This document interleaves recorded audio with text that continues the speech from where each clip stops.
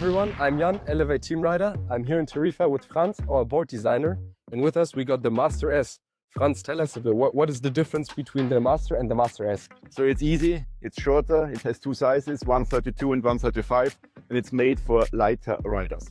Okay, but is it only the different size, or is there also other adaptations for light riders? The wood core is a little bit thinner, and that's you achieve with a thinner wood core, achieve more flex, and that's necessary for lighter riders because they have not the ability to push as hard. They are lighter, and that's the reason why we do the Master S. Okay, but still the Master S, it's the go-to board for freeride, freestyle, all around difficult conditions, good conditions, whatever.